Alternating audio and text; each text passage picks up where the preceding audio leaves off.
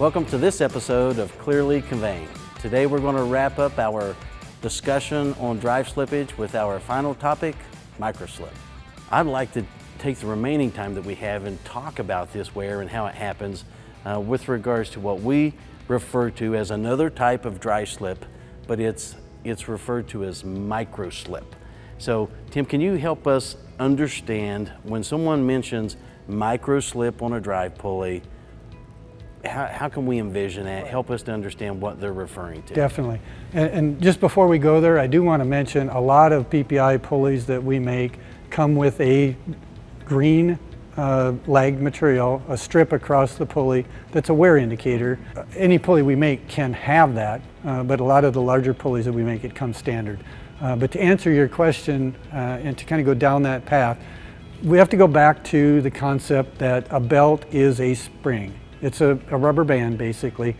As you pull torque with that motor, you're going to stretch it some. You're putting tension in to move the belt. So what happens is the belt is coming in here. You'd be discharging this way. You have a very high, the highest tension of your belt is right here, and if you go to SEMA, you would call that a T1. Maybe I should define this for us. Yeah. So now we're talking about a drive pulley, not belt wrap. So we're talking about a drive pulley that has a torque that's spinning the pulley this way, and we're going to have a tight side tension or a T1 tension and a slack side tension or a T2 tension, regardless if it's 180 degrees wrap or 210 degrees wrap. Yes. So what ends up happening, your tension is very high here, let's say 10,000 pounds. Your slack side tension, let's say it's always lower if the drive is putting torque in.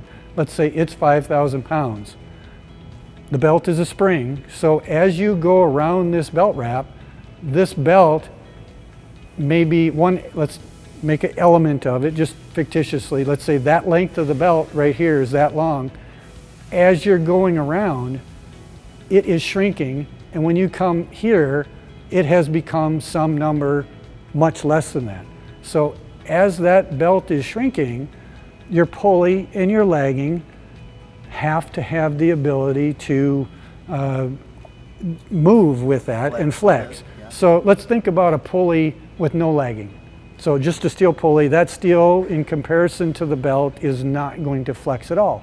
So when you have a pulley with bare steel, it's guaranteed that as you go around somewhere in that wrap, as the belt shrinks, it's going to slip on the pulley.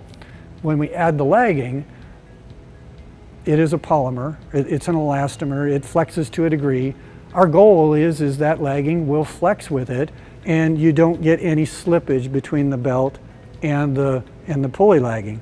The reality is especially with fabric belts that have more stretch in them than steel cable belts, in a lot of cases, as you pull a lot of torque, the lagging on that pulley just doesn't have enough flexibility. It can't keep up, and at some point it starts to slip.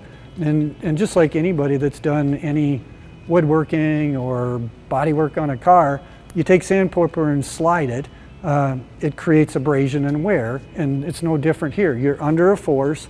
If it slips, it's going to wear, and that's where you're calling it microslip, where the entire pulley's not slipping. We're still driving the belt, but at one point in the arc, we're getting some slippage, which promotes some wear to the bottom cover of your belt and to the lagging of the pulley. And the reality is most of the time you've got a long length of belt, and only one little bit of the belt is in contact at any given time. So the lagging takes the brunt of it. It's seeing that more often. So that's a very good point, because there are certain applications where this can become a very critical issue, right? Yes. For example, as you get into larger systems, more expensive conveyor belts, overland conveyors where a conveyor belt is miles long. If you have a situation where you have, let's just say, an excessive amount of microslip, where every time the belt, as it traverses around the pulley and it goes from high tension to low tension as you go around the pulley and it's pulling back, it is literally sliding over the surface of the lagging. So one of two things has to happen, right? Either the lagging, as you mentioned, takes the brunt of that micro slip and it wears at an accelerated rate, or if you're using a very hard type lagging, for example, like ceramic, and even ceramic with dimpled tile, which we just talked about earlier, we would want in most drive situations, that ceramic tile is not going to wear. What's that going to do to your belt in a situation like that? Yeah, it's more likely to cause abrasion to the bottom cover of your belt. And that typical applications, properly designed, that doesn't happen. I mean, we do ceramic all over the world, thousands of pulleys all the time, and it isn't an issue. Now, once in a great while, if you have a lot of belt shrinkage or stretch, and you've got a cover on that belt that maybe, let's say you're getting in a food grade and white rubbers just don't have the properties and abrasion resistant that black rubbers do, that's a place where you could get into trouble. Where we really see concerns at times is if you go back to SEMA and DIN, their published friction factors, we said 0.25 to 0.5. When you do actual friction factor tests, the numbers are significantly higher. When you get to, let's say there's an engineering firm or somebody designing a conveyor for cost reduction and valid reasons, okay, we don't want to waste our customers' capital that they're using to put in that new conveyor. There's a desire to, okay, how do I take advantage of that difference between my physical test on the friction factor versus those published numbers? And the reality is those numbers are published lower to handle some allowance for contamination and reduced friction in reality, water, slurry, carryback, but they're also there to compensate for that micro slip and minimize the chance that you're going to have trouble with lagging wear and excessive belt cover wear.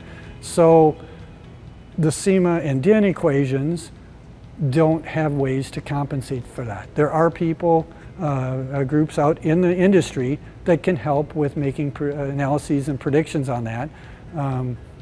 But the reality is if you're really wanting to get into that area where you want to go above the friction factor of published numbers from DIN and SEMA, that's a place where you really have to work with a really good lagging supplier and do that type of more detailed analysis to make sure you're not going into a situation where you're going to have trouble, especially if you're working with ceramic, because if you get yourself into that situation with rubber lagging, you can go to ceramic and maybe have a relatively simple way of getting yourself out of a mess you put yourself in. But if you go to ceramic and then push it and it has a problem, you don't have an easy out. I mean, you may have to add a drive pulley to split the TE over two pulleys. You may have to think about a heavier belt that doesn't stretch as much, and we have been involved with those type of situations, and they become difficult conversation. So in summary, with regards to micro slip, you mentioned SEMA. We're covered, most applications are covered with the proposed friction factors that are published in SEMA. And we generally don't have to worry about it so much.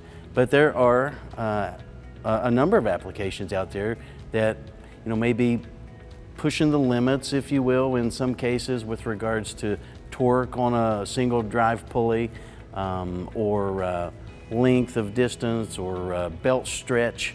There's different, as you mentioned,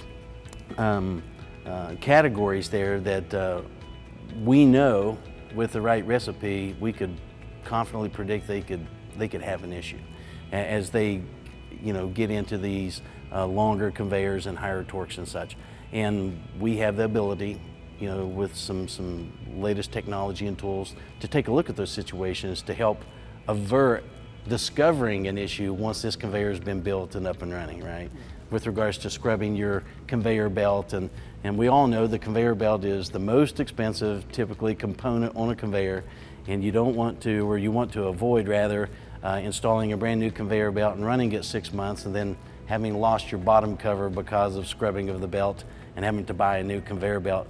That's what we're talking about trying to avoid, right? Correct. Yeah. Well, Tim, thank you for this robust discussion on drive slip and finishing this out for us. Thanks everyone for joining us for this episode of Clearly Conveying. We'll see you next time.